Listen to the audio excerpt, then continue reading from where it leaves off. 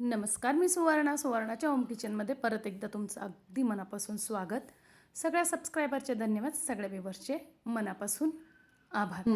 दिवसाची खूप छान अशी सुरुवात झाली. मिस्टर आवरून निघून गेले. नंतर माझी कामाला परत एकदा मिस्टरांना सांजा केला होता. ते काही शूटिंग झालं नाही, पण पुढचं तरी थोडंसं करू म्हटलं. तर मी एकीकडे फोडणी देत होते कांद्याच्या पातीची. सध्या कांदा खायला मिळतो आहे म्हणून मग कांदा खातो आहे आम्ही. तर मग मी जेव्हा जेव्हा कांद्याचं करायचं असेल, कांदा खाणार असेल, तेव्हा तेव्हा कांद्याचा भरपूर वापर करून कांदे खाऊन घेतो आम्ही. तर बघा, मी इथे आता कांद्याच्या पातीची भाजी टाकली आहे. तेल टाकलं आहे, तेलात थोडंसं आलं टाकलं आहे, थोडीशी लसणाची पेस्ट टाकली आहे आणि थोडीशी हिरवी मिरचीची पेस्ट टाकली आहे आणि छान अशी कांद्याची पात स्वच्छ धुवून केली. एकीकडे लगेच मला लसणाच्या पातीची चटणी पण करायची होती. बघा, कांद्याची पातीची भाजी पण आपली छान झाली. थोडंसं दाण्याचं कूट लावून मी कांद्याची पातीची भाजी करते.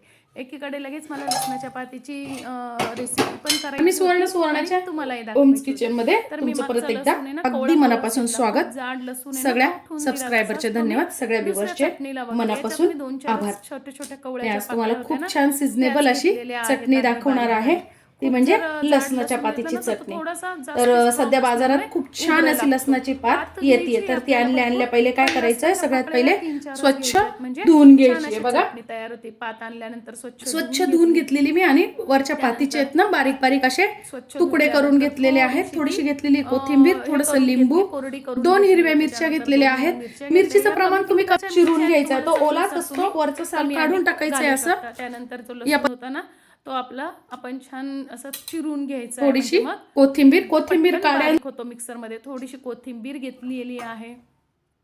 आपल्याला अर्ध लिंबू पिळून घ्यायचंय. पिळलं ना म्हणजे लसणाचा जो ताजेपणा असतो ना, तो कमी होतो. चवीला पण माझा छोटा चमचा आहे, अर्धा चमचा. चवीनुसार आपल्याला मीठ टाकून घ्यायचं. अर्धा चमचा घ्यायचे जिरे, म्हणून अर्धा चमचा थोडीशी साखर, म्हणजे छान अशी टेस्ट येते चटणीला. साखर नाही तर नाही घातली तर आता ही आपल्याला बारीक करून घ्यायची. खूप बारीक अशी आपण इतर चटणी करतो ना तशी नाही करायची आहे. तर अशी आपण बारीक केलेली आहे, खूप बारीक नाही करायची. आणि पाणी करून घ्यायची आहे. त्यानंतर मी चटणी बाउलमध्ये काढून ठेवली आणि त्याच मिक्सरच्या भांड्यामध्ये रात्रीची थोडीशी डांगराची भाजी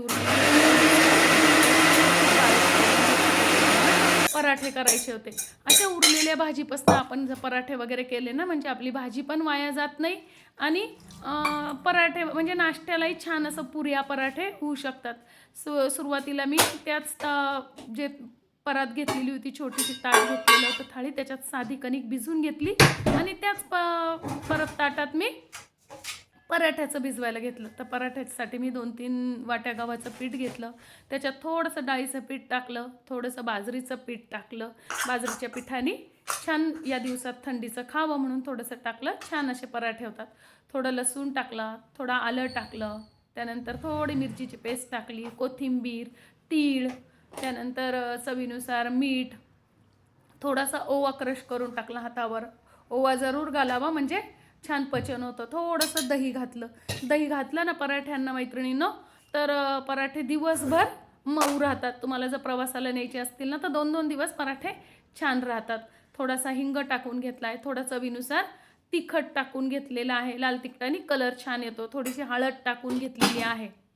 छान ते असं मिक्स करून घ्यायचं आपल्याला, म्हणजे छान मिक्स झालं की कुठे कमी जास्त तिखट मीठ वगैरे लागत नाही. आणि नंतर मी काय केलं, ती डांगराची भाजी बारीक करून ठेवलेली होती ना, त्यानेच सुरुवातीला भिजवून घ्यायचं आहे. पाणी वाटलं तर घालायचं आहे, नाहीतर नाही घालायचं आहे. खूप घट्टही नाही आणि खूप पातळ नाही, असा गोळा आपल्याला तयार करून घ्यायचा आहे. आणि भिजवून ठेवायची काही गरज नाही आपल्याला, लगेच आपण पराठे या पिठाचे लाटू शकतात. तुम्हाला जर मुलांना डब्याला द्यायचे असतील ना, तर काय करायचे, असे झाकणाने वगैरे छोटे छोटे कट करून घ्यायचे. मुलं छोटे पराठे पाहिले तर आनंदाने खातात, म्हणून मग मुलांसाठी तुम्ही असे करू शकतात. मग नंतर मी तुम्हाला तो एक छोटा करून दाखवल्यानंतर माझे रेग्युलर पराठे मी करून घेतले. मोठे पराठे खूप सुंदर ते लागतात. हे तुम्ही तेल, तूप, बटर असं काही पण लावून पराठे असे छान होतात. नंतर मग मी मुलाला 4 खजूर, त्यानंतर पातीची केलेली चटणी आणि पराठे असं नाश्त्याला दिलं. बघा किती सुंदर असे आपले पराठे तयार होतात. भाजी पण वाया गेली नाही आणि छान असा नाश्ता पण झाला. मग नंतर मी ते सगळे पराठे गोळा करून ठेवले व्यवस्थित. थोडेसे आपल्याला गार झाल्यानंतरच डब्यात भरायचे आहेत. लगेच साध्या पोळ्या पण करून घेतल्या.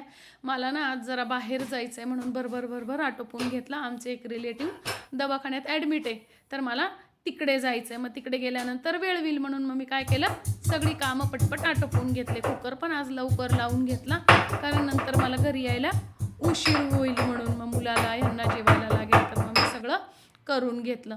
तर मुगाचं वरण केलेलं होतं मी आज. कुकरला मुगाचं वरण लावलेलं होतं. मग मुगाच्या वरणाला ना थोडीशी लसणाची, कोवळाच लसूण होता तो थोडासा कुटून घेतली ना की लसणाची फोडणी छान लागते मुगाच्या वरणाला. मस्त असं मुगाचं वरण तयार झालं. नंतर मग मी पोळ्या पराठे असे पेपरमध्ये व्यवस्थित ठेवले. मी काय करते, रोज असे वडी पेपर येतो ना त्याच्यातच मी असे छान ठेवते, म्हणजे मग काय होतं, त्याला घाम येत नाही आणि दिवसभर छान असे मऊ राहतात. नंतर सगळं अन्नाचं झाकून ठेवलं. जे छोटेसे किरकोळ जेवढे भांडे होते तेवढे उरकून घेतले. सगळा किचन ओटा वगैरे सगळं आवरून घेतलं. केव्हाही बाहेर जाताना आहे ना मैत्रिणींनो, किचन ओट्यावर खरकटं वगैरे ठेवून जायचं नाही. अन्नपूर्णा आपल्यावर नाराज होते, आणि अन्नपूर्णा जर आपल्याला प्रसन्न ठेवायची असेल तर तिथली जागा ही कायम स्वच्छच ठेवली पाहिजे. आजचा माझा व्लॉग कसा वाटला